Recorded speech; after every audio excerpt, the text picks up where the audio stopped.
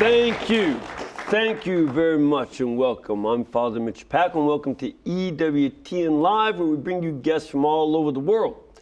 Before we get to our guests, I want to mention that today is the feast of one of my favorite saints of all time, Saint Athanasius of Alexandria, Egypt. He was born, it's not quite sure if it was 296 or somewhere around 298. We're not quite sure, but he was born in Alexandria during the time still of persecution. And he was raised in part by monks in the desert who took care of him because his mother was afraid he too would be killed if his parents were martyred. He later on, after the persecution was over, he returned to Alexandria, became a deacon, was already a good theologian, well educated, and he helped his bishop. And as a matter of fact, it's a cool story. As a little boy, he was at the sea playing by the beach and playing that he was a priest baptized, or the bishop baptizing everybody. And the bishop called him in and said, you know, they're all really baptized now. So he took them in and trained them all. And he became a deacon. Well, he became a great theologian, helped defend the doctrine that Jesus Christ is God the Son, the Holy Spirit is truly God, and that it's a blessed Trinity, three persons of one God. He was big on that, especially at the Council of Nicaea. He was exiled from his own diocese 5 times before he finally died back in his diocese in 373, having swayed the world, having stood firm for the truth of the gospel of Jesus Christ. And we are called to defend the faith as well as stand firm for it. Well, tonight we have a guest who is a teacher, and he has seen his own life and the lives of many college students dramatically impacted by the writings of an otherwise little-known University of Kansas professor named John Senior. His revolutionary teaching style provided college students of the 1970s with the answers to the questions about the meaning of life, the existence that they were living, and they was trying to look for that meaning of life desperately elsewhere, but he helped them learn to think and find it.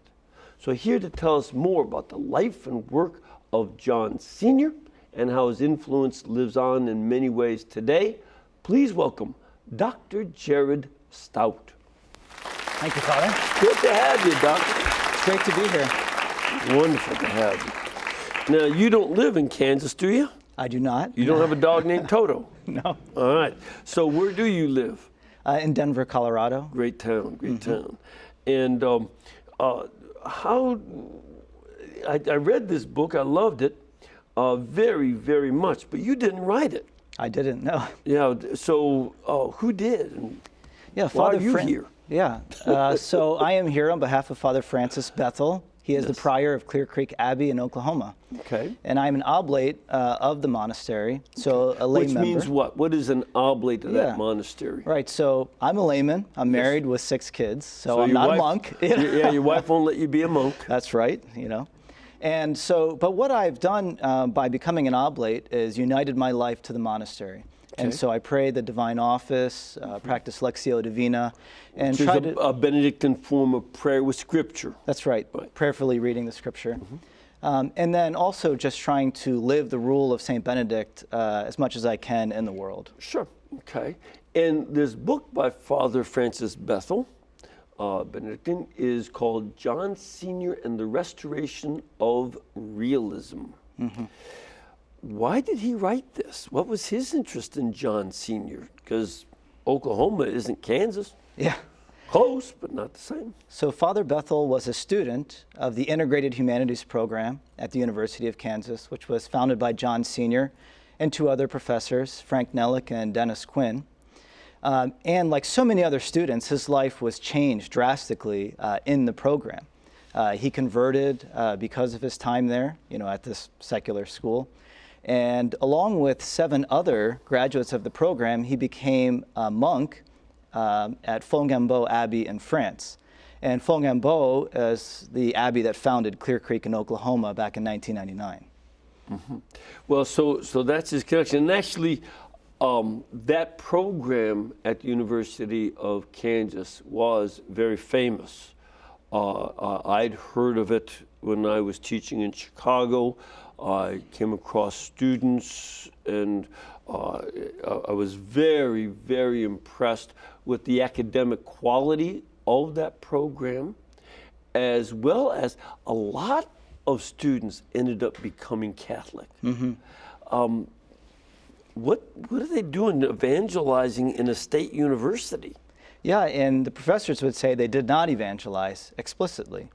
What they did is they helped, secular students who were coming to the university, in the 1970s with long hair and bell bottoms, to think about, the beautiful things of life, truth, beauty, and goodness. And unlike other Great Books programs, they said that what they were doing was remedial work. They did not describe it as advanced studies. They were trying to humanize the students by basically opening them up to the big questions and also having them not just learn about the Great Books, but they said to actually experience the culture of the Great Books and of Western civilization. So in addition to reading, Plato and Dante, so much of the great literature of the tradition, Shakespeare. Yeah, so they didn't just read those things, but they learned conversational Latin, they went stargazing, they learned to waltz. What do you mean stargazing? Yeah, so they went out and looked at the constellations and learned their connections to Greek mythology. Oh, okay. And so, they weren't casting horoscopes. No. Okay. But so many of the ancients said that was the 70s now. Yeah, I lived right? through it. I know. So they're looking at the constellations, learning astronomy. Yeah, they really wanted to awaken the students to wonder, awe at the beauty of creation. Mm-hmm. And so going out and looking at the stars with the naked eye, not even with the telescope, was part of this, of awakening just to the beauty of creation. Mm-hmm. I think that's more important than a lot of folks really understand, that so many people, I think the majority of our people live in urban areas, whether the suburbs or cities, and you can't see many stars. Mm-hmm. You just can't. Now you live in Colorado, and if you get away from Denver, you have a pretty good view of the stars, don't you? Absolutely. And I love to take my kids camping in the mountains. Right, and it's stunning. It really is. Stunning to see the stars. And there's some places where it has to be dark enough to see the bright lights of the stars. Our little lights wash them out. Mm-hmm. So it takes some effort to go and see the stars for modern people. And Senior commented on the passage of the Psalms, the heavens proclaim, the glory of God. Mm-hmm. He said, speaking of kids not being able to see the stars but going to the planetarium, the ceiling proclaims the glory of man. Yes. Well, see, that's one of the things.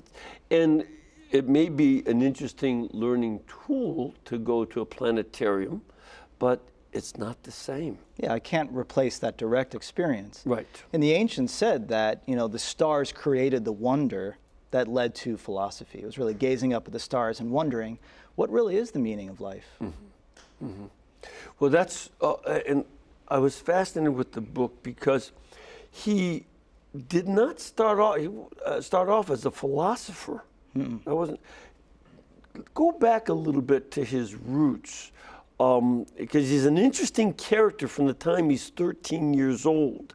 Tell us a little bit about him. Yeah, if you've read Senior's books, The Death of Christian Culture and The Restoration of Christian Culture, you really wouldn't have an idea of what's behind the books. So Father Bethel does a great job of showing how Senior's life matches his educational philosophy. Yes. And I know, Father, you would appreciate this. He actually began as a cowboy. Yes, he did. When he was 13 years old, he grew up in New York City. And so he was reading, novels about cowboys, and he was practicing, lassoing things and his sister in the backyard. And so he took his piggy bank money, whatever he could find, and he went down to the bus station. And he basically said, "Take me as far west as you can get me." And so the bus, 13 years old, didn't tell his parents. The bus dropped him off in South Dakota. And he's just walking down the road. And this rancher comes by and says, "Son, get in the truck. There's a twister brewing." And so he just walks into a tornado here in South Dakota.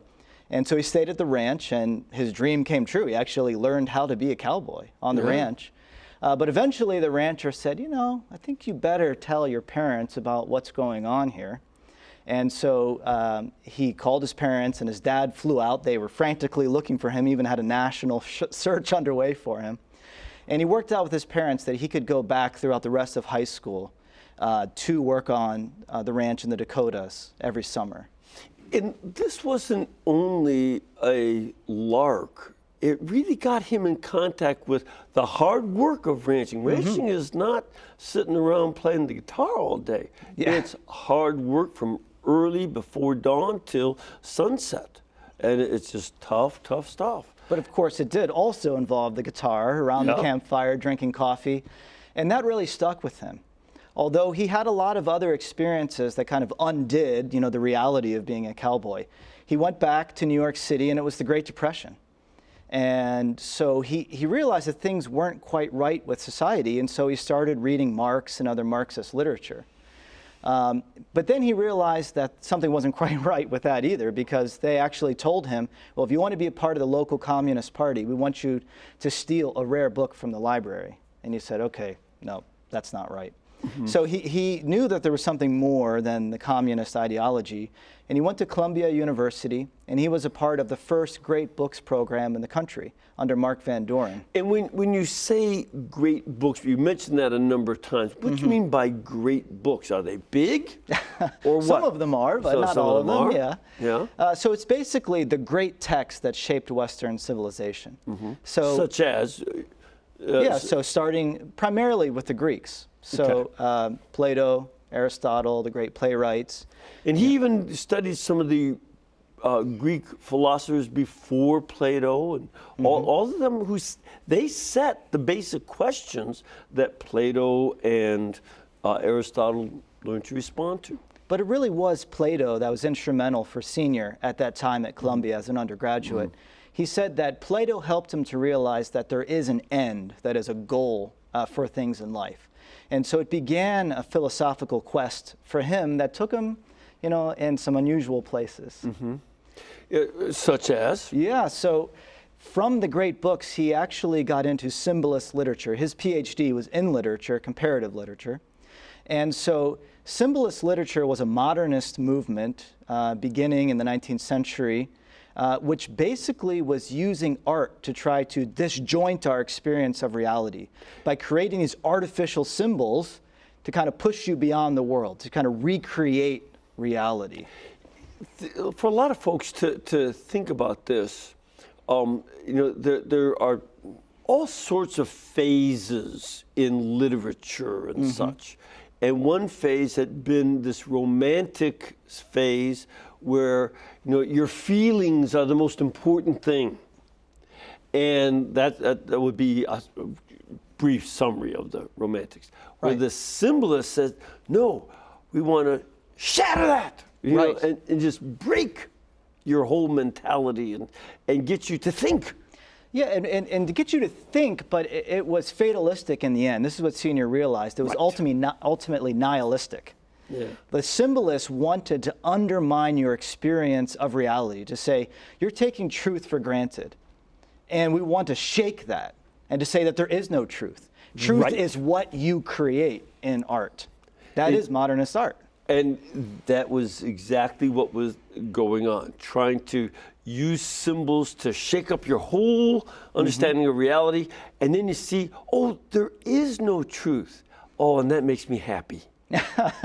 Actually, yeah. Right. So what he realized is that this nihilism was basically... Means, again, you see, using all these big words here from Latin. Let's get down to English here. Yeah, nihil, right, from Latin, nothing. Yeah, right, so there's nothingness. There is nothing, right? There's no set reality. There's no clear truth.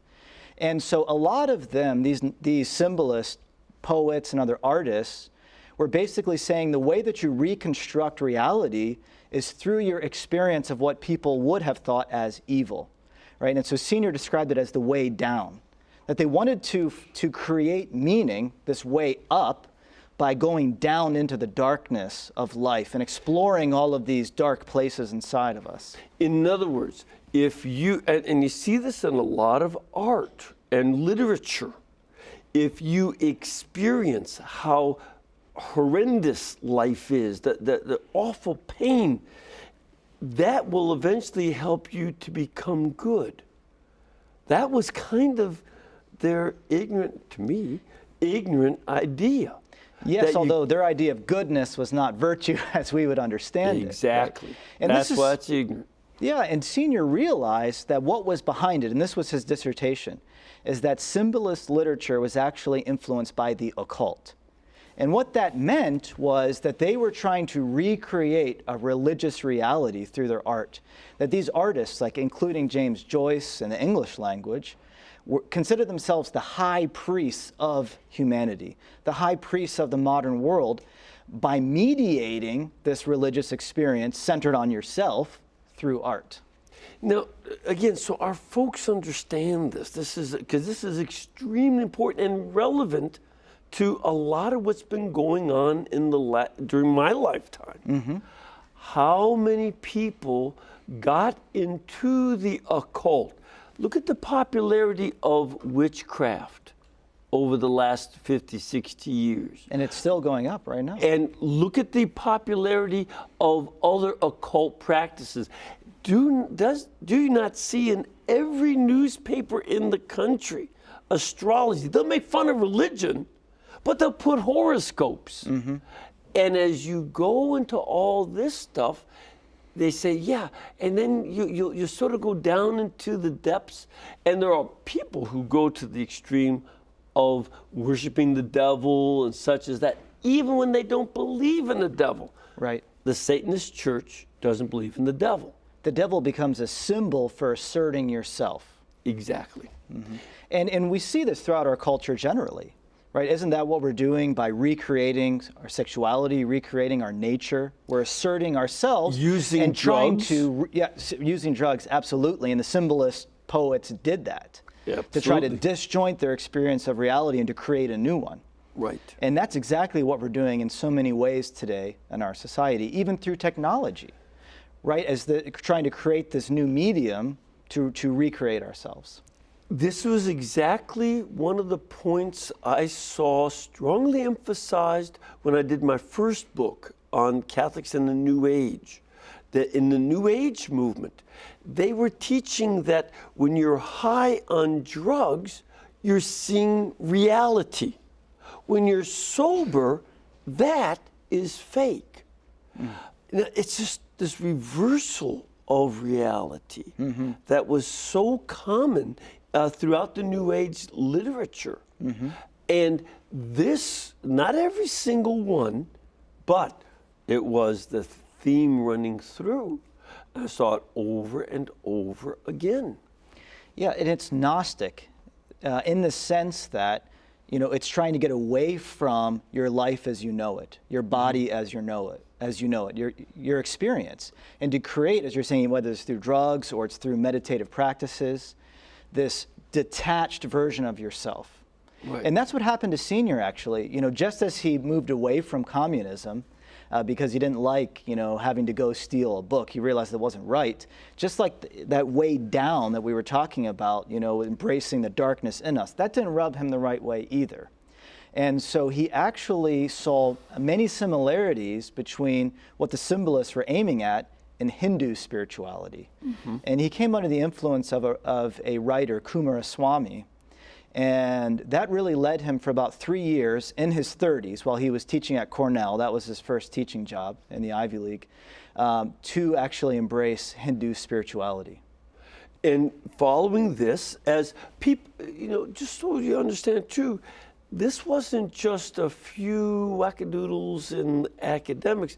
People like Carl Gustav Jung also followed that path of darkness into the occult. Again, I talk about that in my book, that using the occult was all over the place in a lot of people's attempt to be spiritual without God. And Go ahead. no, I was just going to say, and it was actually Coomaraswamy, the Hindu sage, who led him out of Hinduism. He realized as he was practicing it that at the bottom of Hinduism was the truth that there is no reality. And the goal of Hindu spirituality was to overcome yourself and your own existence. But Coomaraswamy was quoting St. Thomas Aquinas throughout his writing. And so Senior said, I should check out Aquinas since he's being referenced so often by Coomaraswamy and other writers that I'm reading. So folks also understand Coomaraswamy was a very highly educated man. He had a PhD, did he not? Yes. And so he really was a great scholar in many ways. That's why he had respect from Senior. And that's why he quoted Thomas Aquinas. Right, because he was well educated. And so as Senior was reading Aquinas, it actually took him back to the beginning, back to his cowboy days. When I was sitting around the fire, it was hot. And as I was drinking coffee with the other cowboys, that friendship was real. The rain was wet and it was cold, And so what he saw in Aquinas was common sense, that my senses lead me to the truth of reality. And so there's this basic definition in Aquinas of the truth that really struck him profoundly. That truth is the conformity of the mind to what is. And that hit Senior like a ton of bricks. Well, see, I want all of you to think about that a second. That truth is when what you think your mind sees conforms to reality. This is a table. I cannot emphasize to folks watching how many philosophers are out there thinking, no, that's not really a table. And reality isn't real. There are people who really think that nothing is real. It's your subjective experience of the table or of the other person, but it's here. Reality's here, not there. The table is only in my mind. Right. That's not only Hinduism, that's also modern philosophy. Going by modern, I mean going back to the 1600s and forward. It's all in your mind. Yeah, especially Immanuel Kant. According to right? them. Immanuel Kant especially. Everything is in your mind. Whereas Thomas Aquinas says, no, if what I see conforms to reality, that's real, that's true. It's very simple. And the consequence of that too, about the principle of non-contradiction, how does that come into play? Yeah, it was fundamental that something cannot both be and not be at the same time and in the same respect. Now, that sounds complicated, but something either is or it isn't, right? Right. And so there is a truth, or something is either true or it isn't, I guess we could say. Yeah. And that is so simple, but everything else is built upon that fundamental reality. So that this is a table, and I cannot say at the same time that it is not a table. It's one or the other. Exactly. And that was one of the, again, it's so simple. It is so much common sense, as you say. Unfortunately, some people get educated out of common sense to these theories. And John Sr. say, no, come back to reality. Come back. What he realized is that the real is really real. And it was a liberating experience for him. That, everything that he had gone through in his life, was true. He could embrace that. It wasn't an illusion that he was trying to escape from. Where that eventually led him to believe in God. It did. This is, he could see, once you start off with those principles from Thomas, then belief in God comes into play. And he also became a Catholic. Yeah, he wasn't even baptized at that point. Yeah. So he went to the chaplain, the priest who was chaplain of Cornell, and he said, well, I read the Summa in Latin and Augustine's De Trinitate in Latin, and so I'd like to be a Catholic. And the priest said, well, how about this book? And he laid down the Baltimore Catechism, because this was the 1950s or early 60s. And he said, it was the best book I ever read. Yeah. And see, this is one of the things that he points out. Just accepting something that basic and simple is the antidote to so much of the nonsense that people are trying to convince us of in the world today. And so actually at that point, he said, I need to disconnect from the Ivy League, right? Because he was just seeing how the students were so disconnected. And he said, I want to go out and work basically with people out on the land again. And so he bought a ranch in Wyoming, and he started teaching at the University of Wyoming. But he tried to recreate the experience that he had. He started teaching the Summa. He also was asked to lecture on John Henry Newman, light stuff for undergraduates, right? And what he realized was that he couldn't take students directly into the theories of the great books. But what they needed was to be humanized. And so that was a big shift in his career, was trying to help his students to just be more connected with reality. Exactly. And I think, so folks can connect this with some of the things going on around. When we see on college campuses, they have to have safe zones where you can say your opinion. Or when people don't get their way in an election, you have to get coloring books and puppies, which really happened. Right. Because they needed to be helped. They couldn't cope with what they perceived was the wrong result for an election they didn't even vote in. Oftentimes they didn't even vote, and then they complained. And that lack of reality makes them a little bit off base. Or a lot off base, right? There was the one man he went to college campuses, right? I can't remember his name, but he did these videos, and he said, what if I told you I was a woman? Would you accept that? And they said, well, yeah, of course, it's your choice. What if I told you I was a 6'5" woman? Well, that's a little weird, but I guess it's you. You can define who you are. What if I told you I was a 6'5" woman from China? And then the students got really nervous. They're like, well, yeah, I guess you could say that. But it just goes to show how disconnected people are today from reality, from basic, simple facts and truth.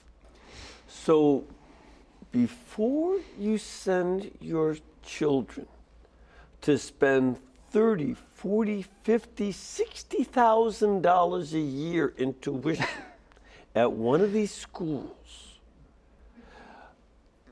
check it out a little more carefully than looking at whether the campus is pretty or not. Really important to find out, are they going to be able to say, well, if you say that if I were to say, I'm a 6-foot Chinese woman who's black living in Alabama, and you say, well, I guess I got to accept that. If that's what they learn, look for a refund on the tuition, because that's nonsense. But it is what some are being taught. And this is what we say in Alabama, is being educated beyond your intelligence. We're going to take a break. We're going to come back. We want to get some of your questions about how we teach people to deal with reality in this modern world, and get some of your questions and comments. So please stay with us.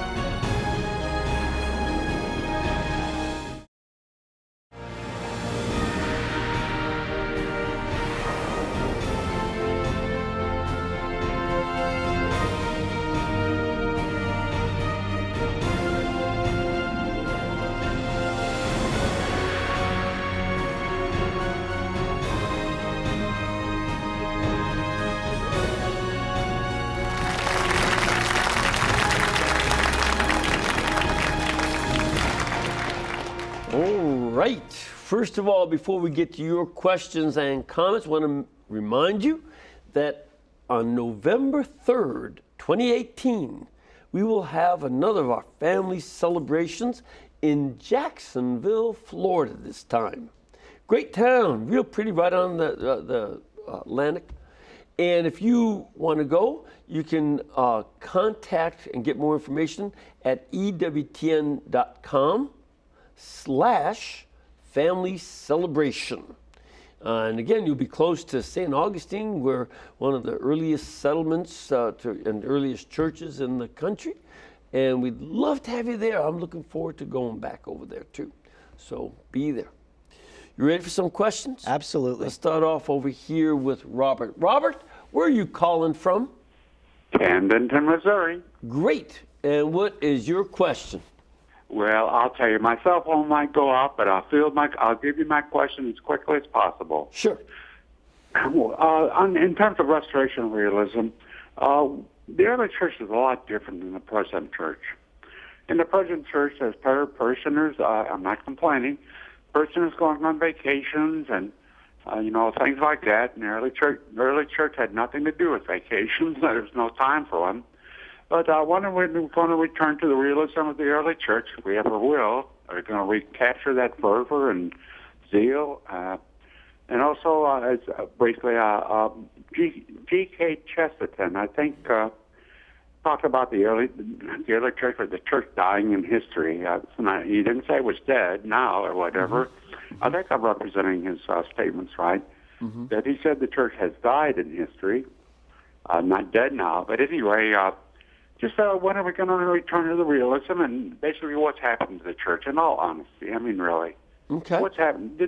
Well, we don't want any dishonesty here now, Robert. Yeah, seriously. Yeah. We want reality, and by the right? way, what Chesterton said is that the church has died in specific places over time, but it has never died universally. And we see that throughout the history of the church. North Africa had hundreds of dioceses, and then for a variety of historical forces, there are hardly any left. Mm-hmm. So what about, will the church, I don't think the vacations is much of an issue, right, as will the church get back to a more realist approach to philosophy and its theology? What do you think? Well, I mean, Leo the 13th definitely was trying to bring the church to the teachings of St. Thomas Aquinas in philosophy and to his realism. And still, I don't know if this is always followed, but the program for priestly formation in the United States says that Thomas Aquinas must be taught, for philosophy and theology. But beyond that, I mean, just looking at Senior more generally, he did speak of a dark night of the church happening in the 70s and into the 80s following the Second Vatican Council. Cardinal Ratzinger, Pope Benedict XVI, spoke of it as a crisis of faith. Mm-hmm. And so Senior's solution was to try to till the soil of Christian culture and to root especially our children in this experience of reality by having our children work, outside, learning the crafts again, getting them into nature, having this education even of the body through nature, and then forming their imaginations through great literature, and poetry and music. He talked often about creating a musical culture, both in the family but also in the church itself, having this great joy of Christ's presence in the Eucharist. And then from there, having this education of the body, the imagination, then leading into the great questions, that would have been asked by St. Thomas Aquinas. So Senior definitely was saying, we need more reverence towards the Eucharist. And he said, for the renewal of the church and for society, we need people to consecrate themselves to the Immaculate Heart of Mary. Yep. I think this is a very important point. What Robert is bringing up is extremely important. We are part of the culture where we live. And large segments of the culture have moved away from an approach of realism in our philosophy. Absolutely. It's not taught in the universities. Yeah, I think education is where you see it fully, this connection from reality. And so Senior said, we just want to give our kids ideas, and facts, but we're not educating the whole person.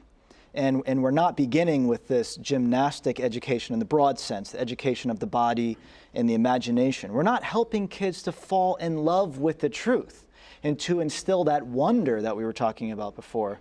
That is what you need for education, not just trying to jam facts or skills into kids' heads.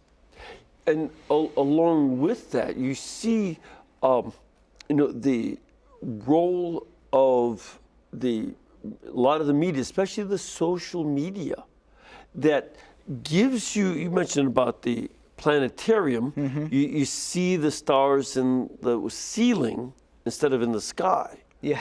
And it's not the same. You also have to keep in mind that the media gives false images. He goes very strongly about fantasy and how there's so many fantasies that right now the biggest movie out is about fantasy. The last few really big movies are fantasies instead of stories of real heroes from history or lives of saints who are real heroes from history. We have imaginary people.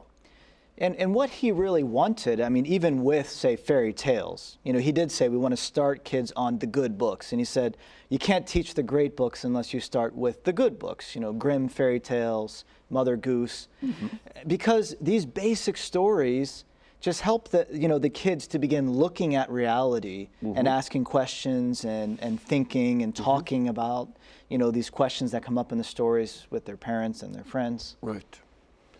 We have a question from our studio. Sir, where are you from? San Diego, California. Great. And your question?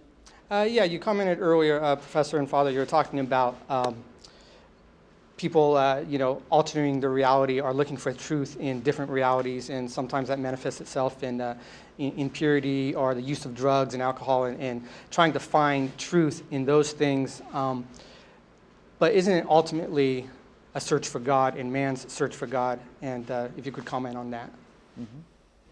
Yeah, I think we see it in Senior's own life, right? We want to ask these questions. Why was the Integrated Humanities program at KU so successful? Because once Senior, took the students through these key questions of human life, they automatically started thinking about God. They didn't introduce God into the classroom. They just awakened their minds and awakened their imaginations. And then rather than seeking, truth or meaning in these destructive ways, they then were very interested in asking questions about the church. That this is a very important element, that the more you study actual science, for instance, and you look at the real stars, you do begin to ask, where did this come from? And who am I in the midst of this? Just like Psalm 8, Ma enosh kitis karenu, ben adam kitif karenu. What is man that you think of him, or what is the Son of Man that you consider him? This is something that it's filled with awe and wonder about who I am and who God is. And Father Bethel emphasizes this.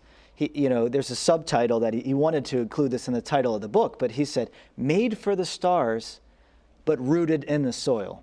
Yeah. And we don't take our body, soul, nature, seriously enough. That we can either just be materialists, or we're in the New Age trying to get away from our body and have this neo-Gnosticism. But Senior really took the whole person seriously, and his educational method, really embraced that. Yep.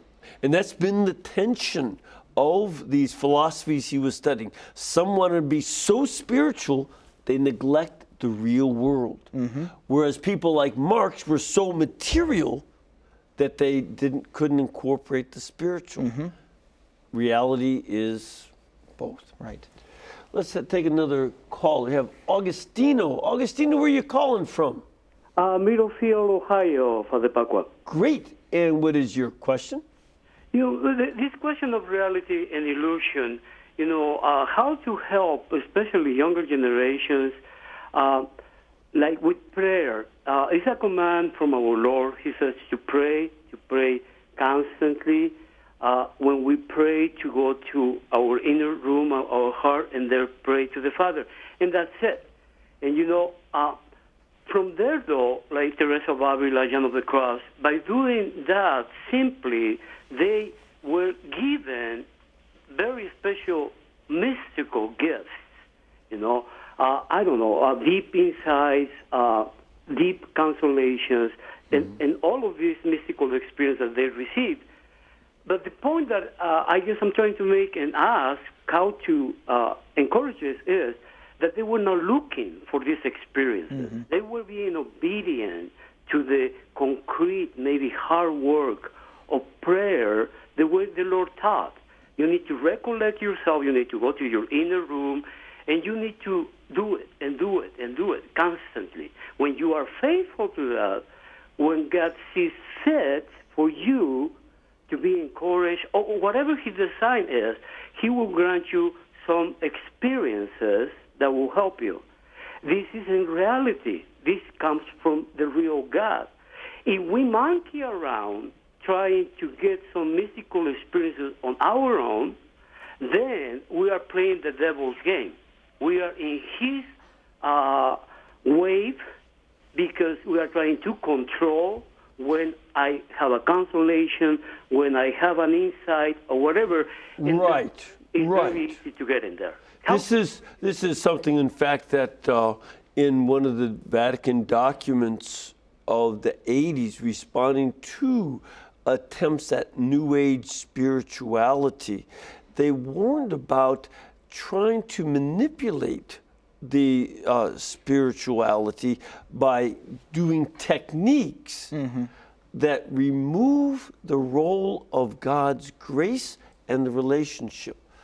Now, with Benedictine Lectio Divina, this is a way to help deal with the reality of prayer and the concrete teachings of Christ, is it not? Absolutely. And Senior, especially when you read The Restoration of Christian Culture, you see that he's referencing Teresa of Avila, John of the Cross, Catherine of Siena very often.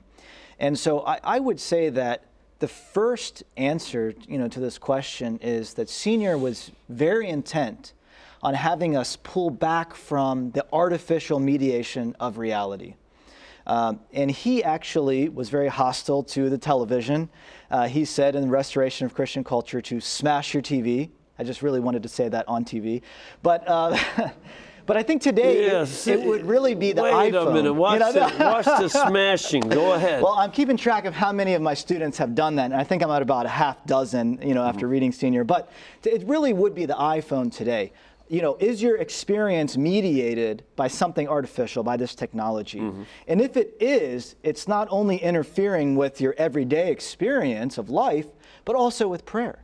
And so I think we need to disengage from the artificiality of life and to be more rooted in the soil of life, in the music of life, which will be the soil of Christian culture. But Senior said Christian culture is essentially the Mass. That's the goal.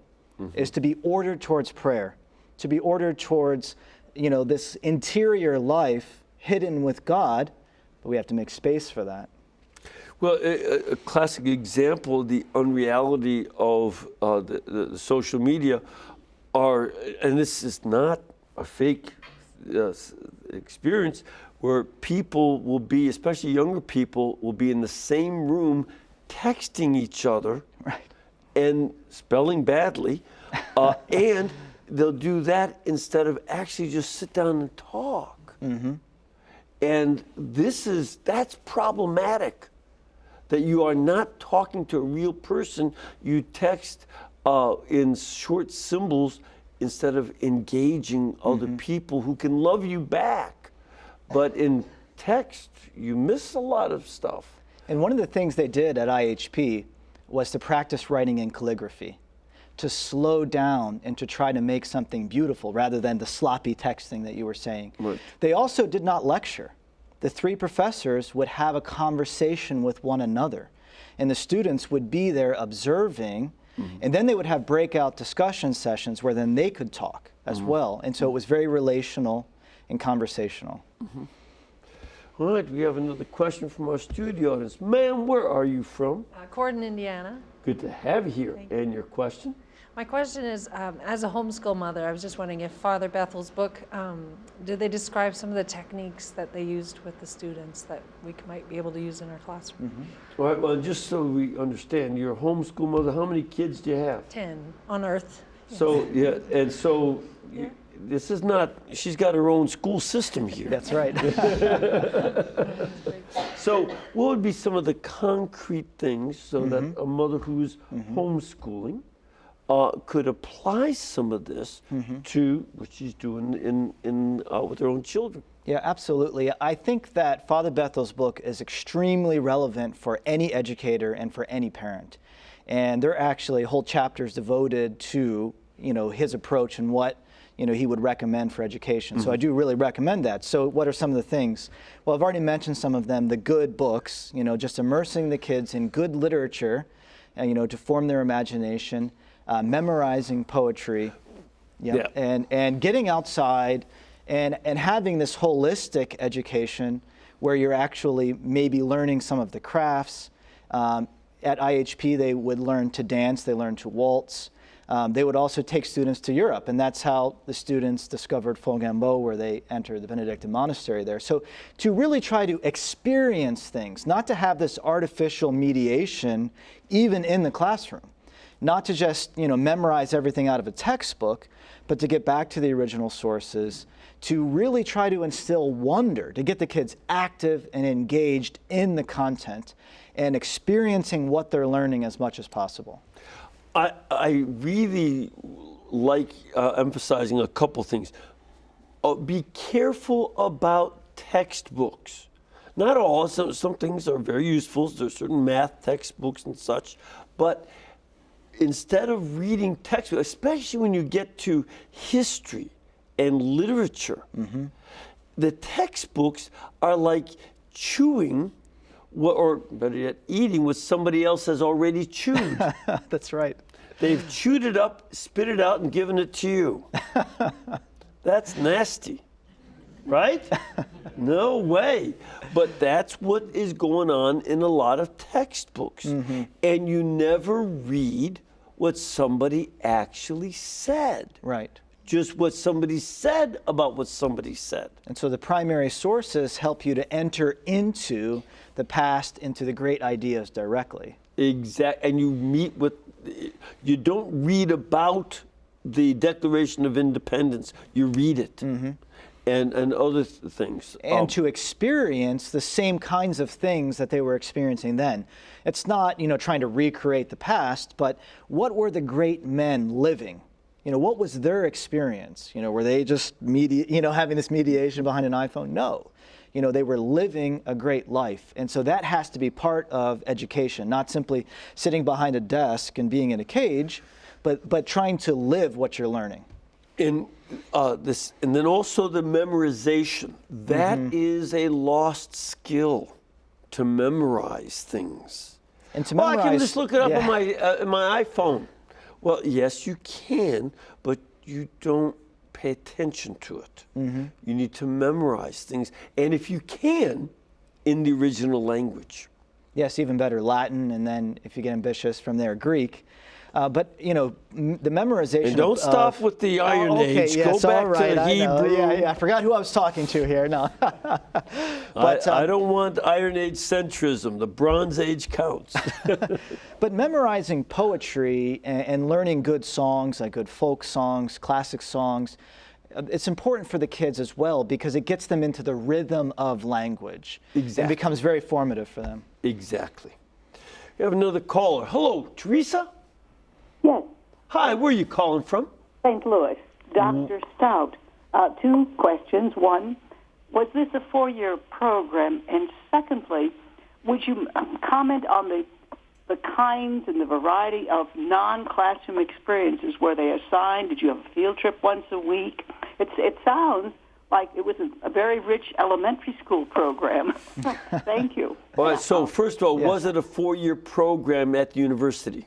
No, it was a 2-year program. It began as a college within the University of Kansas, the Pearson Integrated Humanities program. Okay. And so they were trying to fulfill the core requirements of the university, and then students would go on from there and major in other areas. Okay, so now, they did basically the yeah. first 2 years Right. of university. And students were taking extra courses from senior in literature and Latin as well. He taught conversational Latin.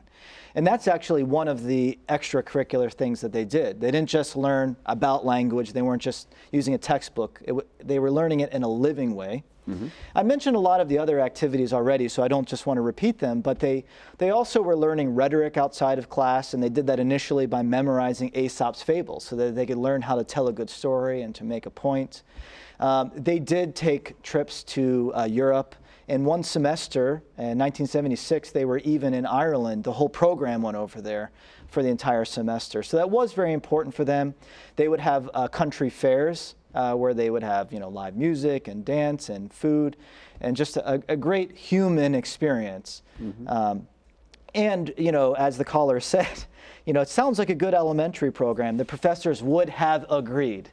They said, we have to make up for what was lacking in their rudimentary formation. We need to give them the elemental things of life so that they can go on and study higher things afterwards. One of the problems in schools today are the way funding is used and the expectations. When I was in grammar school, we had music. We learned how to read music. We had music in class. We learned a variety of types of music. When I was in high school, we had 4 years of music, and we every semester we learned. The first semester we learned how to read Gregorian chant, and practice and learn how to sing that, and then we also would study a composer every week. So it would begin with Bach and then go on to Mozart. And so we finally, as seniors, got into opera. This was invaluable, invaluable. Plus learning, I learned how to play an instrument with private lessons. And these things are oftentimes missing today. Mm-hmm. And I'm very happy to say that a famous graduate of the program, Bishop James Conley, the Bishop of Lincoln, Nebraska, when he was in Denver, he actually helped shape my kids' school, Our Lady of Lourdes, to be a classical school. And so he was very instrumental in that process, and that's how I got to know him. And I came in for the first couple of years, and I worked with the teachers every week, in part trying to instill seniors' vision. Mm-hmm. And so I'm very happy to say that my kids are actually getting some of this at the elementary level. And I think even in something like, there's an Italian lady who taught small children. I forget what it was called, that kind of learning, but it was very tactile. You're saying Sophia Cavalletti using the Montessori method? Montessori, yes, Montessori. Yeah. Okay. That's what I was thinking. I couldn't think of it at the top of my head. But yeah, the Montessori learn where you touch things and work with things and such. That was very important. Mm-hmm. It's hylomorphic, right? Body and soul together. Exactly. You learn from that. Again, I want to let people know again, the book is called John Senior and the Restoration of Realism by Father Francis Bethel, OSB. You can get that from EWTNRC.com, a religious catalog, or you can call them, 1-800-854-6316. I really loved this book. I strongly recommend it and urge that y'all get it. Doctor, appreciate you very much being here with us and introducing this to us, and God willing, it'll continue to spread. And may the Lord bless all of you and keep you and cause His face to shine upon you, the Father, the Son, and the Holy Spirit. Amen. Amen.